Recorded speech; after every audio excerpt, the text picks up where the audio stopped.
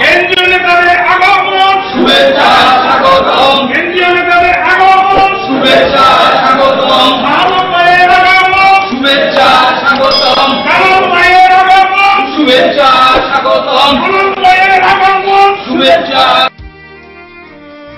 সম্মানিত নেতৃবৃন্দ, আপনারা জানেন আমাদের এই সংগঠনের সভাপতি আমাদের সাবেক সভাপতি জনাব গোলাম কিবরিয়া দুলাল ভাইয়ের গত 19/8/2021 তারিখে উনি পূর্ণ অবসর গ্রহণ করেছেন।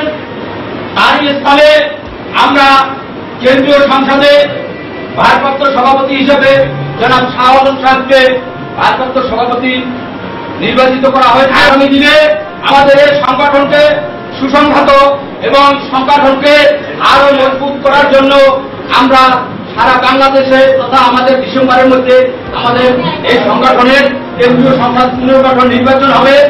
এই লক্ষ্যেই আজকে কেন্দ্রীয় নেতারা আমাদের নারায়ণগঞ্জ সড়ক বিভাগের সাথে মত বিনিময় করার জন্য আমরা এসেছেন। আপনারা 1.5 বছর যাবৎ কোভিড-19 কারণে আমরা এই সংগঠনের কোনো কার্যক্রম করতে পারি না। আপনাদের কাছে নেতাদের ইচ্ছা থাকা সত্ত্বেও আসতে পারে নাই, কারণ অফিস আদালত ম্যাক্সিমাম সময় বন্ধ ছিল, ওইভাবে আমরা মুভমেন্ট করতে পারি নাই। ইতিমধ্যেই আমাদের 40টা মামলায় প্রায় 1200-র মতো ওয়ার্কার্স কর্মচারী যাদেরকে নিয়মিত করা দরকার, জেলা সংসদ নারায়ণগঞ্জের পক্ষ থেকে আমাদের সভাপতিকে লাল গোলাপ শুভেচ্ছা, সভাপতি সেক্রেটারিকে কেন্দ্রীয় সংসদকে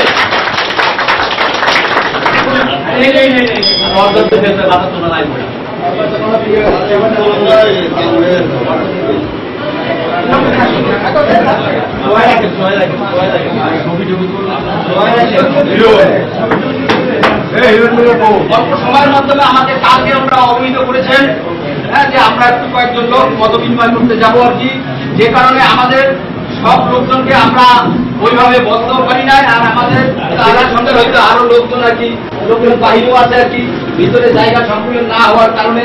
তো যারা দাঁড়িয়ে আছেন আমি আপনাদেরকে ধৈর্য সহকারে আর কি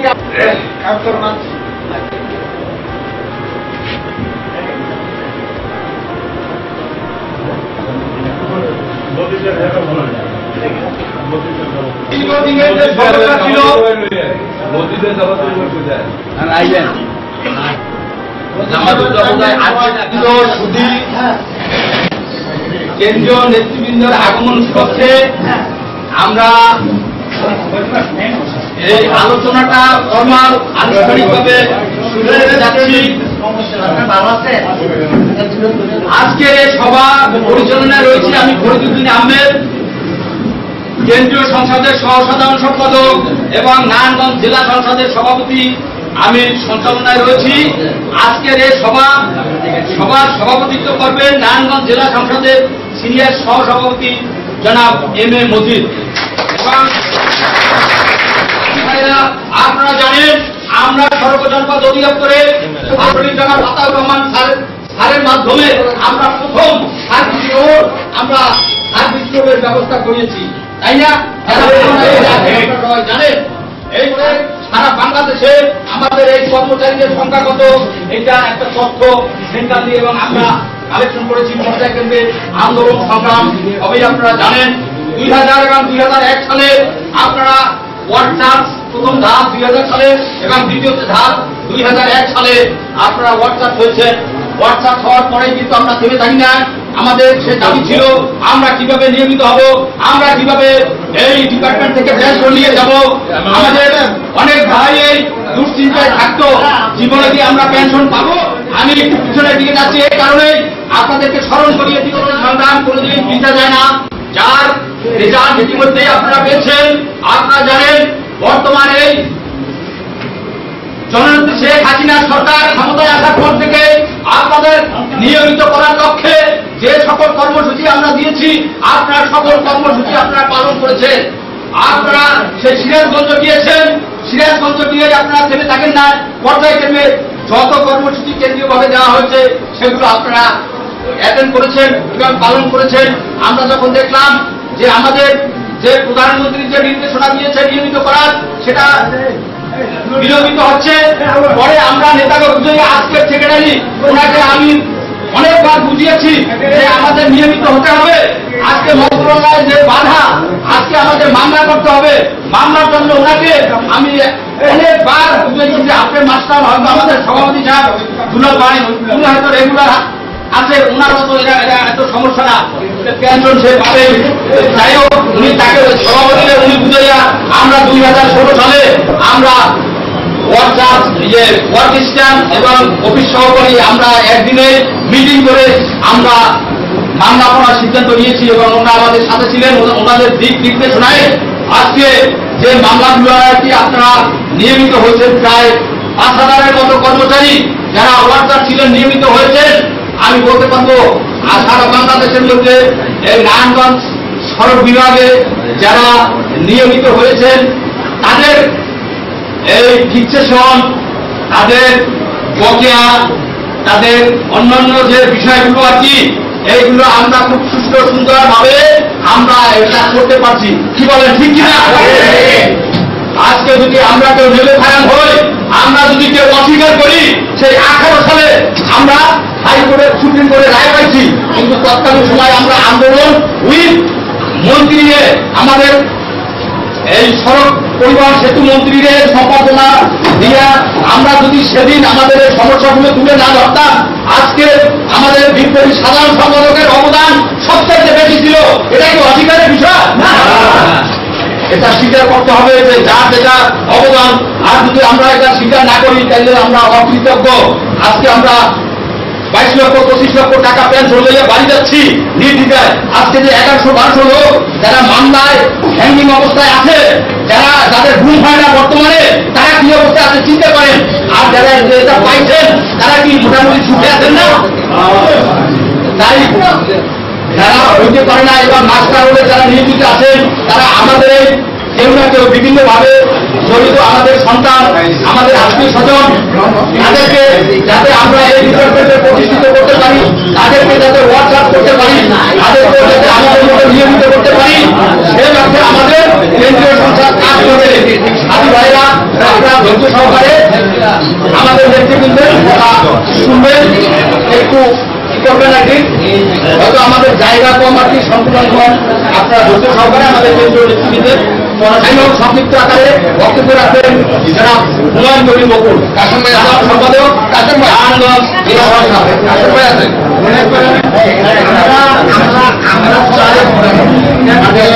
সবাই সুস্থ শান্তি, আমরা চাই না যে আমাদের মাঝে কোনো অশান্তি থাকে। যদি আমি হেরাদের সমাজের সময় বলছি যে আমরা অনেক লোকই এই যে 22 সালে আমরা চলে যাব, যারা থাকবো তাদেরকে সংগঠন এই ব্যবস্থা করে দেওয়ার মিলেমিশা করে করার জন্য সবার প্রতি আমি আজকে সেক্রেটারির সাথে দীর্ঘদিন মানে ফোনে যোগাযোগ হয়, মানে কথাবার্তা হ্যান্ডেল হয়, মানে একই কথা যে সংগঠন যাতে ধ্বংস না ওখানে আমরা এন আসতে। আর যদি হেরো আছে আর আমাদের হেরো মানে এই কিটা হাত প্যান্টটা পাবে, সবাই পাবে, কিন্তু আমার কথা হলো যে যদি আমরা মানে ই না করে নির্বাচনে যে আমরা মাইনে নিব, এই কথাগুলি ধন্যবাদ। সাধারণ সম্পাদক যারা হুমায়ুন কবির বকুল নারায়ণগঞ্জ জেলা সংসদের সম্মানিত সহসভাপতি জনাব মোহাম্মদ আবুল কাসেম ভাইকে সংক্ষিপ্ত আকারে সহসভাপতি নারায়ণগঞ্জ জেলা সংসদ সাংস্কৃতিক নেতারা আমাদের মাঝে আছে, তাকে আমাদের একটু মন্তব্য করতে হবে যে আমাদের যে আগামী সামগ্রিক সিদ্ধান্ত আছে এগুলো আমরা নেতার কাছে তুলে ধরবো এবং সাংগঠনিক যে একটা সমস্যা দেখা দিচ্ছে যাতে এই সমস্যাগুলো যাতে আমাদের কেন্দ্রীয় নেতৃবৃন্দরা আমাদের সাথে জেলা কমিটির সাথে প্রত্যেকটা ডিস্ট্রিক্টের জেলা কমিটির সাথে আলোচনা সাপেক্ষে যেভাবে সুন্দরভাবে একটা কমিটি হয়, জয়েন্ট নির্বাচন না হলেও সমঝোতার মাধ্যমে হয়েছে। আমার মনে হয় যদি সমঝোতার মাধ্যমে একটা সিলেকশনে ইচ্ছা হয়ে যায় তাহলে আরো ভালো হয়। আর যদি সিলেকশন নাই হয় তাহলে তো নির্বাচন করতে হবে এবং নির্বাচন দিতে হবে। নির্বাচনে যে যারাই ক্ষমতা আছে তাদেরকে আমরা এই নাগরিকদের পক্ষ থেকে তাদেরকে আমরা স্বাগত জানাবো। আমি মনে করি আমাদের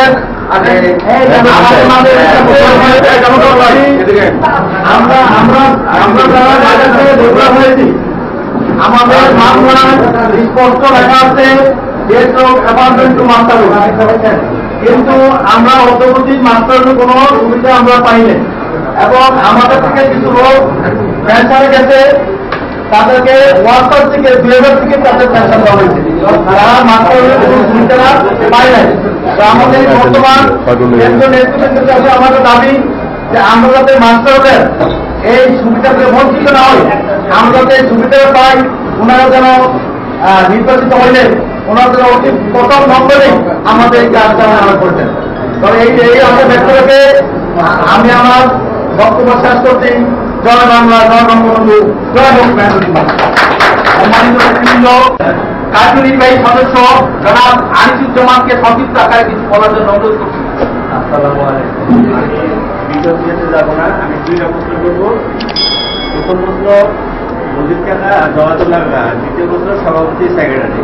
প্রথম প্রশ্ন হচ্ছে যে আমাদের সভাপতি সেক্রেটারি বহিষ্কার করছে, কোন সংবিধানের আলোকে বহিষ্কার করছে, এটার ব্যাখ্যাটা এই দুজনের কাছে। আর দ্বিতীয় প্রশ্ন যে কোন সংবিধানের আলোকে আমাদের এই পূর্ণাঙ্গ পরবর্তীতে যে সভাপতি সেক্রেটারি হইল এটার একটু ব্রিফিংটা জানতে হবে। কারণ এই অনেকের এই প্রশ্নটা আছে, কেউ এটার মানে বিস্তারিত কেউ এখন বলতে পারে না, আর সবাই জানতে চাই কিন্তু আপনাদের কাছে বলার ওই সুযোগটা পায় না। এখন এইটা এখানে একটু বাইরে গেলে আমাদের জন্য একটু সুবিধা। ধন্যবাদ আনিসুজ্জামানকে। আসলে সবাই মনে কম বেশি থাকতে পারে আর কি, যেহেতু আমাদের টুকটাক দিতে যাচ্ছে আর কি দেখা যাচ্ছে। আর আমাদের সবাই একটা কিভাবে করছে নেতৃত্ব দেওয়া অন্তত কোনো নেতৃত্ব দেবেন না।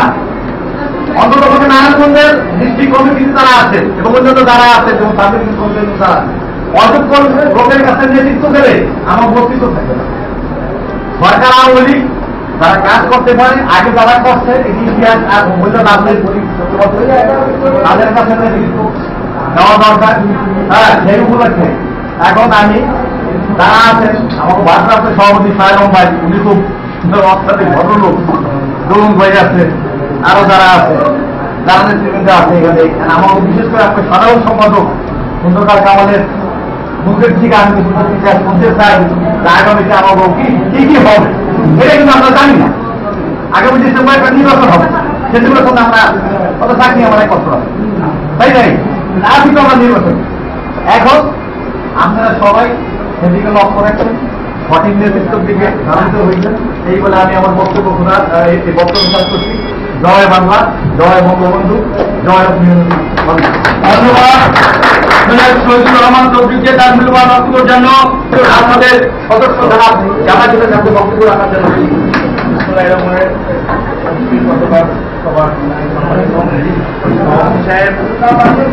এবং কেন্দ্রীয় সম্প্রদায় থেকে আলোচনা যে আমাদের কেন্দ্রীয় ওয়ার্কশপকে রেগুলার করতে হবে, রেগুলার মাস্টারকে ওয়ার্কশপ করতে হবে। এখন প্রশাসন এরকম একটা অবস্থানে গেছে যে সবাই রেগুলার, এখন আমাদের প্রত্যেকের কিন্তু প্রত্যেকের 10 টাকা। সেই হিসাবে আগে প্রশাসন আমাদেরকে ছাড় দিচ্ছে, অনেক কিছু ছাড় দিচ্ছে। আমরা যখন স্লোগান নিয়ে গেছি তখনও ছাড় দিচ্ছে, যেহেতু ওরা ওয়ার্কশপ যেগুলো চাকরি করে যেগুলো হয়তো আজকে তো আমাদের এরকম কোনো আন্দোলন নেই। তারপরও আমাদের নেতৃবৃন্দর কাছে কেন এরকম দ্বন্দ্ব, আমি শুধু এই প্রশ্নটুকু আমার আপনাদের সম্মুখে বক্তব্য রাখবেন কেন্দ্রীয় সংসদের সহ প্রচার সম্পাদক জনাব আনোয়ার ইসলাম। জনাব আনোয়ার ভাইকে সংক্ষিপ্ত আকারে বক্তব্য রাখার জন্য অনুরোধ করব। আসসালামু আলাইকুম ওয়া রাহমাতুল্লাহি ওয়া বারাকাতুহু। ওয়ালাইকুম আসসালাম। প্রিয় বন্ধুগণ, আমরা আসলে আসছে আপনাদের সাথে মত বিনিময় করার জন্য। বর্তমান জামাতুল্লাহ ভাই বলছেন শ্রমিক কর্মচারীদের সংকটের কথা, বাস্তবে এখানে সংকট বলতে কিছুই নাই। আমরা সংবিধান, আমাদের সংগঠনের ট্রেড ইউনিয়নের একটা সংবিধান আছে, সংবিধান অনুযায়ী আমাদের যেটা করার প্রয়োজন, আমাদের বিগত সভাপতি তার দায়িত্ব ছিল তার অবসর গ্রহণের পূর্বেই ভারপ্রাপ্ত সভাপতির সংবিধান অনুযায়ী তার সিনিয়র সভাপতিকে ভারপ্রাপ্ত সভাপতি নিয়োগ করা অথবা নির্বাচন প্রক্রিয়া কার্যক্রম করা। তিনি প্রত্যেকটা সব কাজ করতে তিনি ব্যর্থ হয়েছেন। তিনি তাকে আমার সাধারণ সম্পাদক সাহেবের মাধ্যমে এবং আমরা অনেকেই প্রস্তাব দিয়েছিলাম ওনাকে সম্বর্ধনা দেওয়ার জন্য, ওনাকে প্যারোল দেওয়ার জন্য জানাবেন বলে কাল ক্ষেপণ করছেন। কাল ক্ষেপণ করে তার প্যারোল পিরিয়ড শেষ হয়ে গেল, অবসর গ্রহণ করলেন। অবসর গ্রহণে যাওয়ার পরে পরবর্তীতে অবসরের 1 মাস পরে তিনি হঠাৎ করে একটা সাধারণ সম্পাদককে একটা বহিষ্কারের একটা অর্ডার করলেন, যা সাংবিধানিক পরিপন্থী। যেখানে সংবিধানের নিয়ম অনুযায়ী একজনকে আমাদের সর্বপ্রথম একজন শ্রমিককে যদি আমাকে বহিষ্কার করতে হয়, তাকে সাময়িকভাবে বহিষ্কার করতে হলে তাকে 3টা নোটিশ দিতে হয়। আমাদের সংগঠন সেমিনার রুল আছে, আমাদের সাংগঠনিক সাংবিধানিক নিয়ম আছে। ওনাকে কোনো নোটিশ ছাড়া বিনা নোটিশে এবং ব্যাক ডেট দিয়ে একটা বহিষ্কার করলো, এটা কমপ্লিট অবৈধ। যার কারণে আমরা দেখতেছি যে আমাদের একটা সংগঠন ট্রেড ইউনিয়ন, যেটা আমাদের বাংলাদেশ সর্বজনবল শ্রমিক কর্মচারী ইউনিয়ন, যেটা শ্রমিক লীগের অন্তর্ভুক্ত, আমাদের ভিতরে একটা কাদাচিনি দেওয়ার সময় একটা কাদাচিনি সৃষ্টি করে যাচ্ছেন। তখন আমরা চুপ থাকতে পারি না। আমরা সংবিধান অনুযায়ী ভারপ্রাপ্ত সভাপতির আমাদের দায়িত্ব নেওয়ার জন্য যখন বলছি, সিনিয়র সভাপতি ওনার ব্যক্তিগত প্রয়োজনে কারণে উনি তার পরবর্তী সভাপতিকে ভারপ্রাপ্ত সভাপতি নিয়োগ করছেন। আমরা সেই হিসাবে নির্বাচন প্রক্রিয়াকে ত্বরান্বিত করার জন্য, বেগবান করার জন্য এবং দ্রুত নির্বাচন দেওয়ার জন্য এবং নির্বাচনের মাধ্যমে একটি আমাদের কেন্দ্রীয় সংগঠনের একটা কমিটি উপহার দেওয়ার জন্য আমাদের এই প্রক্রিয়াটা করছি। আমিও মনে করি এটা আমাদের গণতন্ত্রের বাইরে কোনো আমরা কাজ করি নাই, গণতন্ত্রের ভিত্তিতে আমরা কাজ করছি এবং এটা গণতন্ত্র আমাদের সংগঠনের কেন্দ্রীয় আমাদের অঞ্চল, জেলা কমিটি, কেন্দ্রীয় কমিটি সবাই গণতন্ত্র মানে গণতন্ত্রের ভিত্তিতে আমরা কাজ করে আসছি। আর আমাদের এই ত্যাগী নেতা জনাব কামাল উদ্দিন খন্দকার বিগত দিনে যে কাজ করছেন এবং সকলের বক্তব্যে আমরা শুনেছেন, আমাকে বলার এখানে অবকাশ থাকে না। সবাই জানেন ওনার নেতৃত্বে আমরা ছাত্র বাস্তবায়ন পরিষদ থেকে ওয়ার্কশপ হয়েছি, ওয়ার্কশপ থেকে নিয়মিত হয়েছি। নিয়মিত হওয়ার পর পেনশন বিভিন্ন অসুবিধা আমাদের আরো অনেক ছিল। আমাদের যে দুইটি বছর আমাদের করোনা ছিল, করোনার কালে আমাদের নিয়মিত হওয়ার বিভিন্ন কাজকর্মের কারণে আমাদের সাংগঠনিক কার্যক্রম এবং নির্বাচন প্রক্রিয়া আমাদের তখন করাছেন এবং সকলের বক্তব্যে আমরা শুনেছেন, আমাকে বলার এখানে আর অবকাশ থাকে না। সবাই জানেন ওনার নেতৃত্বে আমরা ছাত্র থেকে ওয়ার্কশপ হয়েছি, ওয়ার্কশপ থেকে নিয়মিত হয়েছি। নিয়মিত হওয়ার পর পেনশন বিভিন্ন অসুবিধা আমাদের আরো অনেক ছিল। আমাদের যে দুইটি বছর আমাদের করোনা ছিল, করোনার কালে আমাদের নিয়মিত হওয়ার বিভিন্ন কাজকর্মের কারণে আমাদের সাংগঠনিক কার্যক্রম এবং নির্বাচন প্রক্রিয়া আমাদের তখন করা সম্ভব হয় নাই। যার কারণে আমাদের বিলম্বিত হলেও আমাদের সভাপতির মাধ্যমে আমরা চেষ্টা করেছি একটা কমিটি উপহার দেওয়ার জন্য। তিনি যখন ব্যর্থ হয়েছেন, উনি যাওয়ার সময় আমাদের সংগঠনের ভিতরে একটা বিচ্ছেদ তৈরি হয়ে গেছে। আমরা সংগঠনের নীতিমালা অনুযায়ী ভারপ্রাপ্ত সভাপতি করে আমাদের আগামী নির্বাচনের প্রক্রিয়া কার্যক্রম করতে যাচ্ছি। এই কার্যক্রমের জন্য আমরা আপনাদের কাছে একটি মত বিনিয়োগ করার জন্য আমরা যাতে যেই হোক নির্বাচনে যদি প্রয়োজন মনে করে আমরা একটা ফেনাল 2টা ফেনাল হোক, যদি সমঝোতার মাধ্যমে হয়তো সেটা আরো ভালো। আমার এখন ভাইয়া বলছিলেন সেটার জন্য আমাদের কোনো অসুবিধা নাই। কিন্তু তারা যদি আমাদের সমঝোতা যদি না আসে, যদি প্রয়োজনে আলাদা প্যানেল করতে পারে, 1টা গ্রুপ 2টা গ্রুপ 3টা গ্রুপ প্রয়োজন নির্বাচনে আসুক, এটাতে যেই আসুক তাকে আমরা স্বাগত জানাবো। আমার সাদা উপায় বলে গেছেন আমরা সাদা প্রত্যেককে নির্বাচন প্রক্রিয়া করে যাচ্ছি। আমরা নির্বাচনের জন্য আপনাদের সার্বিক সহযোগিতা থাকছি। আপনারা সবাই এই নির্বাচন প্রক্রিয়াকে ত্বরান্বিত করার জন্য এবং আমাদের বর্তমান ভারপ্রাপ্ত সভাপতি এবং সাধারণ সম্পাদক সহ কেন্দ্র কমিটিকে সার্বিক সহযোগিতা করার আশ্বাস জানিয়ে আমি আবার বক্তব্য করছি। আসসালামু আলাইকুম। বক্তব্য রাখার জন্য সম্মানিত সুধীমণ্ডলী, আসলে সময় কম। আমাদের প্রত্যেকটা সমিতির এবং রাষ্ট্রের জন্য সংবিধান আছে এবং বিভিন্ন ব্যাপারে বিভিন্ন একটা গঠনতন্ত্র আছে। এই গঠনতন্ত্র কিন্তু খালি আমাদের বর্তমান এখন যে ইয়েটা হয়েছে, প্রত্যেক ডিপার্টমেন্টে এখন ট্রেড ইউনিয়নের গঠনতন্ত্র আছে এবং সেই ট্রেড ইউনিয়নের যে শ্রম মন্ত্রণালয় আছে, শ্রম মন্ত্রণালয়ের বাইরে আমরা যেতে পারবো। আমাদের যেটা গঠনতন্ত্র আছে অনেক আগে 19 সালে করা, তো সেই গঠনতন্ত্রের 11 নম্বর ধারায় অনুচ্ছেদে ওখানে লেখা আছে যদি 12 যে ইয়েটা আছে সেক্রেটারি যদি সংগঠনের বিরুদ্ধে কোন কার্যকলাপ করে থাকে তখন তাকে সভাপতি বহিষ্কার করতে পারবে, কিন্তু কার্যনির্বাহী কমিটির অনুমোদন সাপেক্ষে। এই একটা গেল। আর দ্বিতীয় একটা হচ্ছে কার্যকারী সভাপতি অনুমোদন নেয় নাই, এবং দ্বিতীয়ত তাকে আগে নোটিশ করতে হবে, নোটিশ করার পরে তাকে বহিষ্কার করতে হবে, কিন্তু সেটাও পারেন। আর দ্বিতীয় কথা হচ্ছে পিআরএলে উনি গিয়েছে আগস্ট মাসের 28 তারিখ 18 তারিখ, কিন্তু আমরা চিঠিটা ফেসবুকে পাইছি 12 অক্টোবর 13 তারিখে বলে, কিন্তু উনি একটা ব্যাগ দিয়ে 17/7/2021 সালে চিঠিটা করছে। কিন্তু এখানে পিআরএলে যাওয়ার পরে তার আমি আরেকটা উদাহরণ দিই। এখানে পিডিপিতে বিদ্যুৎ নম্বরে একটা এইগুলো একটা গন্ডগোল ছিল, হওয়ার পরে তারা হাইকোর্টে রিট করছে। রিট করার পরে ওখানে স্পষ্টভাবে বলছিল যে পিআরএল শেষ অবস্থাতে তার স্বয়ংক্রিয়ভাবে আপনি সদস্য পদ থেকে বাতিল হবে, কেউ বাতিল করা লাগবে না। তো উনি পিআরএল শেষ হওয়ার পরে ব্যক্তি দিয়ে সেক্রেটারিকে যে বহিষ্কার করলো, এটা সম্পূর্ণ অবৈধ এবং অগণতান্ত্রিক। গঠনতন্ত্রের পরিপন্থী এবং গঠনতন্ত্রকে কলঙ্কিত করছেন। উনি সদস্য নাই, কিভাবে উনি এটা করলো? এই গেল আপনার বলল। আর তৃতীয়তে আমরা যে কমিটিটা করছি, আমরা দেখলাম যখন এটা করছে, কিন্তু আমরা করার পরে 19 তারিখে আমরা বসলাম, বসার পর আমরা মিটিং হলো। আমরা গঠনতন্ত্রের যে 12 ধারা যেটা আছে, সিনিয়র সভাপতি পরবর্তী যেহেতু সভাপতি আমাদের সদস্যপতি বাতিল হয়ে গেছে, সেহেতু আমরা গঠনতন্ত্র নিয়ম অনুযায়ী আমরা 12 ধারার সব ইয়েতে আমরা আসলাম। মাসে দেখলাম যে সিনিয়র সভাপতি এটা পাই। সিনিয়র সভাপতি বলছি ওখানে অপরগতা প্রচার করলো যে আমি অফিসের কাজে খাবার কিংবা আমার শারীরিক কারণে আমি বলবো না, আমি প্রস্তাব দিলাম। তার পরবর্তী 1 নম্বর সভাপতি, যেহেতু আমাদের 4 জন সহসভাপতি আছে, 1 নম্বর সভাপতি আমাদের যাকে আমরা বানাইছি উনি শাহরুখ সাহেব, ওনাকে আমরা ইয়ে করলাম গঠনতন্ত্র মোতাবেক আমরা শাহরুখ সাহেবকে এবং শ্রম মন্ত্রণালয়ের মহাপরিচালক একটা চিঠি লিখছিল সভাপতি সাধারণ সম্পাদক মেয়াদ উত্তীর্ণ কমিটি, বুঝলেন? মেয়াদ উত্তীর্ণ কমিটি, ওখানে ব্র্যাকেটে লেখা আছে, আপনাদের কাছে চিঠিটা দেওয়া হয়েছে। যেহেতু আমাদের কমিটির মেয়াদই উত্তীর্ণ হয়ে গেছে, এরপরও আমরা আমাদের সাংগঠনিক এবং আমাদের কর্মচারীদের বিভিন্ন সমস্যার কারণে আমরা এই যে রেগুলার আমাদের অনেক টাইম আমাদের পার করা হয়েছে, কিন্তু কমিটি গঠন করা হয়নি।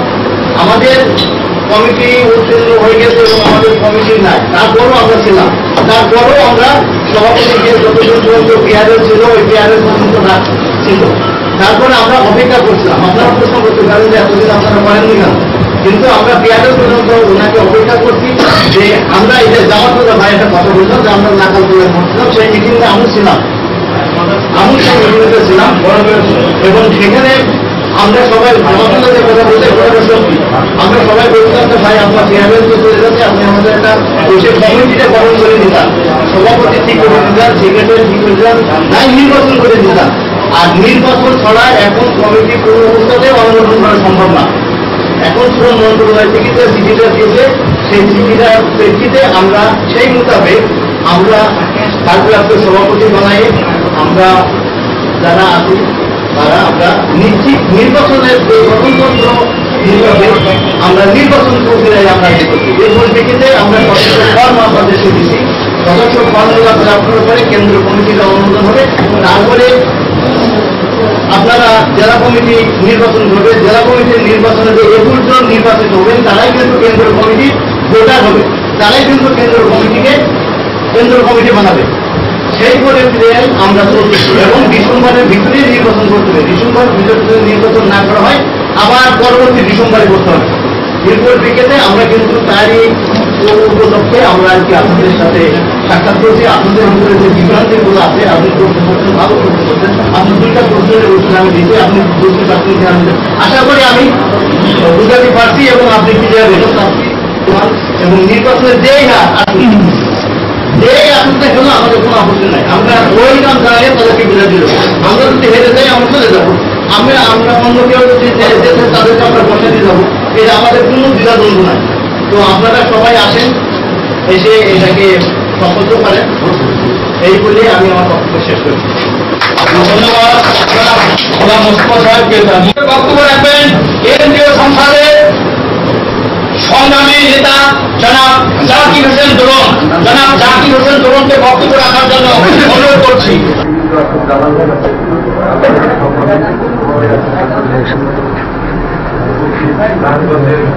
শ্রমিক কর্মচারী ওয়ার্কার আজকে এখানে আপনারা কিন্তু আপনাদের একটা মতামত দিতে এসেছি। আমাদের সভাপতি যারা গোলাপী ভাই, উনি 17/2021 একটা স্বাক্ষরিত একটা বরখাস্ত চিঠি মানে গতকাল সভা হয়েছে, সেই বরখাস্ত করতে 17/8/2021 সেই চিঠিটা ওখানে জমা করতে 15/8/2021 প্রায় 1 মাস তার ভবনের মধ্যে চিঠিটা হবে। 1 মাস চিঠিটা আগে করছে, সেই চিঠিটা 1 মাস পরেও চিঠি নিয়ে ওখানে পাঠাচ্ছে, যেটা উনি সংবিধান অনুযায়ী করতে পারে না। আপনারা কি ওই যে গতকাল কাবারের যে বহিষ্কার আছে সেটা কি আপনারা মানেন কি? আলহামদুলিল্লাহ। তো উনি যে পরবর্তীতে বহিষ্কার করিয়া আবার ওনাকে আবার ভারপ্রাপ্ত সাধারণ সম্পাদক করছে, সেটা কি আপনারা মানেন? স্বামীকে কি সাধারণ সম্পাদক হিসেবে আপনারা মানেন? আলহামদুলিল্লাহ মানেন না। কারণ এই কারণেই মানেন না, আপনারা সবাই অবসর করতে করতে 35 বছর চাকরি, এখানে যারা রেগুলার ওয়ার্কার আছে সবাই প্রায় 35 বছর চাকরি, এবং মাসালে যারা আছে তারা মনে হয় 12-14 বছরের চাকরি। সবাই সবাইকে চিনি আমরা কিন্তু এখন কর্মী না, আমরা সবাই এখন কিন্তু নেতা। কারণ 30 বছর পর্যন্ত আন্দোলন করলে কেউ কর্মী থাকে না। একটা লোক 30 বছর যে আন্দোলন করে, সংগঠন করে, সে কখনো কর্মী থাকে না, সবাই নেতা হয়ে যায়। আমরা এখন সবাই নেতা হচ্ছি। সেই সুবাদে আপনারা যখন যেটা সমর্থন দিচ্ছে কামাল ভাই সেক্রেটারি আছে এখনো, এবং সেই সংবিধানের আলোকে কামাল ভাই সহ আমরা সংগঠনের কেন্দ্রীয় কমিটির এক হইয়া ভারপ্রাপ্ত সভাপতি করছি শাহরুখ ভাইকে, রমেশ ভাইকে আমরা বলছি, রমেশ ভাই শাহরুখ ভাই সিনিয়র, এই কারণে রমেশ ভাই তাদের দায়িত্ব দিচ্ছে নির্বাচনকালীন সময়টা, এবং তার এখনো 16 মাস চাকরি আছে, এই সময়টা পার করার জন্য। আপনারা আগামীতে আমরা সমিতির নির্বাচন চাই, ট্রেড ইউনিয়ন নির্বাচন চাই। আমাদের নির্বাচন ছাড়া আগামীতে এই সংগঠন চলার কোনো অবস্থা নেই। অতএব আমরা যেভাবে আগামীতে সুষ্ঠুভাবে নির্বাচন করতে পারি সেই দিকে আপনারা লক্ষ্য রাখবেন। সবাই ভালো থাকেন। এই যারা আয়োজন করেছে তাদেরকে ধন্যবাদ জানাই, এবং এই বলে আমার বক্তব্য শেষ করছি। আসসালামু আলাইকুম। ধন্যবাদ। রেগুলার আশা করি নাই, সেখান থেকে আমরা প্রত্যেকে রেগুলার হয়েছি, কিছু বাকি রয়ে গেছে। আমরা পেনশনে উঠেছি, যার অবদানে, যার পরিশ্রমে, যার করছে সেখানে সে উপস্থিত আছে। বাংলার নয়নের মণি জনাব সাধারণ সম্পাদক জনাব কামাল উদ্দিন গণবল শ্রমিক কর্মচারী ইউনিয়ন। এটা একটা দাপড়ের সংগঠন ছিল। সারা আমরা যারা চাকরি করছিলেন, কারো 40 বছর, কারো 30 বছর, কারো 25 বছর চাকরির বয়স হয়েছে, আরো 4টা সংগঠন ছিল। কিন্তু এত বড় সমাবেশ, এত বড় আন্দোলন, এত বড় কিছু কোনো সংগঠন করতে পারে নাই। এই সংগঠন করছে আমরা চাকরি করি। আমি এমপিএফ চলছে 2-3 মাস। আমার এমপিএফ পর্যন্ত আমি সরকারি কর্মচারী, আমি সরকার বেতন দিতে। যেদিনকে আমার এমপিএফ যেদিন না প্রথম এমপিএফ হিসাবে, সেদিন আমাদের সাধারণ সম্পাদক সাহেব, আমাদের মাননীয় সভাপতি দুলালকে ডাইরেক্ট নিজের পাশে বসে বলতেছে, ভাই আপনি যেহেতু চলে গেছেন, মন্ত্রী আইনা গোলজবা কইরা আপনার বিরাট একটা সম্পর্ক দিব, যত লাগে দাবি করবে। কিন্তু ওনার বলতে এ যদি মনে করতো যে সংগঠন না আমার, এই সংগঠন আমি একটু করে দিলাম, এটা কোন দেশ না একটা মৃত্যু ব্যক্তিকে পারে তার বহিষ্কার করতো, যে চাকরি শেষ পারবি। সে কিভাবে যোগ করে এটা আমার মাথায় ধরে না। অগাস্টের 20 তারিখে এবছর দেখছি আমি সে সভাপতি করে সভাপতি নির্বাচন করবো। আপনার সকলে জানেন আমাদের মাননীয় স্বামীনটা সে পকার নেতা, আমি বিশ্বাস করি সে ভালো নেতা, সে করব। রাইতের অন্ধকারে হঠাৎ করে উঠে ভাগবত এই সংগঠনটা আপনার আমার সকলে, আমি সকলের বিনীত অনুরোধ করবো যেটা জামাতুল্লাহ দেখবেন আমরা একমত, এখানে সুস্থ একটা নির্বাচনের মাধ্যমে যে আসুক তাহলে ফুলের মালা দিয়া আমরা তাকে গ্রহণ করব এবং স্বাগত জানাবো এবং আগামী দিন আগামী প্রজন্মের জন্য একটা ইউনিয়ন সুন্দরভাবে গঠন করে দিয়ে দেয়। আজকে ভারপ্রাপ্ত সাধারণ সভাপতি যিনি হয়েছে ওনাদের লিগের পর আমরা দেখেন পর থেকে আমি অনুরোধ করবো যারা সংবিধান দেখেনি তারা সংবিধান বুঝান, তারা বুঝার দরকার আছে, জানার দরকার আছে। সংবিধানের মধ্যে পরীক্ষা দেখা আছে একটা লোক মনে করেন সভাপতির দুনিয়ায় ক্ষমতা লোক দেখতেছে, সে সেক্রেটারি বাদ দিতে হলে 3টা নোটিশ দিতে দেবো অরিজিনাল, এরপরে কেন্দ্রীয় কমিটি ডাকাই দেবো, কেন্দ্রীয় কমিটির 30 জনের মধ্যে 20 জন তার পক্ষে সমর্থন দিতে হবে, তার বাদ দেবো বুঝছে। এই সমস্ত মিটিং হয়েছে মৃত্যুর মানুষ কিভাবে মানুষকে সাক্ষাৎ করে এটা কি আমরা বুঝতে। ইনশাল্লাহ ডিসেম্বরের মধ্যে যদি নির্বাচন হয় আপনারা সকলে ঐক্যবদ্ধ ভাবে, আমি বলি না কারণ সবাই বলতেন আর আমি বললে যে স্বামী বলতেন, আমি বড় ভোট করে ভোটটা এই সংগঠনকে সুন্দরভাবে সভার করলে ইঞ্জিনিয়ারিং মন্ত্রীকে অর্ডার দিচ্ছে, অর্ডার করেন না আপনার রেগুলারিটি। আজকে দেখেন বিজেপিতে আর ঠিক আছে 10 বছর আগে রায় জানিয়েছে এমনও বাস্তবায়ন নেই। কে করছে এগুলি? এগুলো আমরা ভুলে গেলে হবে না, আমরা বেঙ্গা দিলে হবে না। আমি চাই আগামীতে সুন্দর একটা নির্বাচনের মাধ্যমে যেই নেতা হোক তার পুনর্বারকে বরণ করবো। এবার আমার বক্তব্য ছাত্রকে জয় বাংলা, জয় বঙ্গবন্ধু, জয় আবু জালাল কেন্দ্রীয় সংসদের সংগ্রামী সাংগঠনিক সম্পাদক। এখন আপনাদের সম্মুখে সংক্ষিপ্ত আকারে বক্তব্য রাখা আইন হোসেন মারুফ ভাইকে সংক্ষিপ্ত আকারে বক্তব্য রাখার জন্য অনুরোধ করছি।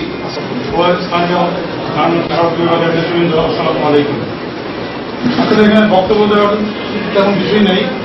আর দীর্ঘদিন ধরে আমি আসলে সত্যিকার অর্থে আমি নিজে একজন মানে খুবই অসুস্থ একজন ব্যক্তি। আল্লাহ অসীম রহমত এবং আপনাদের দোয়ার বরকতে আল্লাহ হয়তো আমাকে বাঁচিয়ে রেখেছেন। আজকে আমি বলবো একটা কথাই, আজকে এই সংগঠন নিয়ে যে দ্বিতীয়দ্বন্দ্ব যেটা নামাজ ভাই বললেন, এখানে আসলে মানে আনিস সাহেব যে একটা প্রশ্ন তুলছেন যে মানে সংবিধানের কোন ধারা বলে তাকে আসলে এটা কোনো ধারা বলেই আমি দেখি না যে একজন ওই যে সাধারণ যে কথা বলছে একজন মৃত মানুষের কি কর্মকাণ্ড থাকতে পারে। একজন মৃত মানুষ তো সে মৃত, তো সে যদি পিয়ারে চলে যায় তো পিয়ারে যাওয়ার পরে যদি আবার 1 বছর পরে দেখা যায় একটা চিঠি বেরোচ্ছে, তো সেটার তো কোনো কার্যকারিতা থাকে বলে আমি আমার মনে হয় না, বা আমি মানে আমার বোধগম্য মনে হয়। তো এখানে আমার মনে হয় যে স্পষ্টতই তো আজকের যে সম্মানিত আমাদের সাধারণ সম্পাদক মহোদয় যিনি আছেন এবং এই সংগঠনের পিছনে শুধু বলবো না যে আজকে বাংলাদেশ শ্রমিক কর্মচারী ইউনিয়নের পিছনে না, তিনি সেই মানে সেই কি বলে সচেতন পিরিয়ড থেকে 7 দফা বাস্তবায়ন পরিষদ নামে সেই সংগঠন করে আজকে ধীরে ধীরে আজকে সেই সাধারণ আজকে শ্রমিক কর্মচারী ইউনিয়নের সাধারণ সম্পাদক তার জীবনটা শুধু ত্যাগের মধ্যেই আমি বলবো যে কেটেছে। এবং এই সব সময় এই শ্রমিক কর্মচারীদের কিভাবে ভালো মঙ্গল করা যাবে, কিভাবে তাদের কিছু মানে কোনো পর্যায়ে নিয়ে দেওয়া যাবে, এই নিয়েই ছিল তার সারাক্ষণ। আমি হয়তো দীর্ঘদিন তার সঙ্গে চাকরি সুবাদে হাতে একসময় আমি কিন্তু শ্রমিক ইউনিয়ন করতাম, কিন্তু আজকে হয়তো তাদের সুবাদে আজকে তার পাশাপাশি এবং তাদের সঙ্গে সঙ্গ দিচ্ছি, তাদের সঙ্গে মানে চলছি এই শ্রমিক কর্মচারী ইউনিয়নে তাদের কর্ম মানে কারণে আজকে উদ্বুদ্ধ হয়ে আমি সেই শ্রমিক কর্মচারী ইউনিয়নে আজকে মানে পথ চলছি এবং তাদের কর্মকাণ্ডগুলো আমার সবসময় মানে পছন্দ হয়েছে বিধায় আজকে আমি এই পথে বেড়েছি। তো আমি বলবো যে আসলে আমাদের মধ্যে আমি ব্যক্তিগতভাবে বলবো যে এই যে দ্বিধাদ্বন্দ্বের কোনো আমি দেখি না কিছু, কারণ কিছু উদ্ভট মানে যদি কেউ মানে কর্মকাণ্ড করে সে আমি মনে করি যে সংগঠনের মঙ্গল মানে চায় না।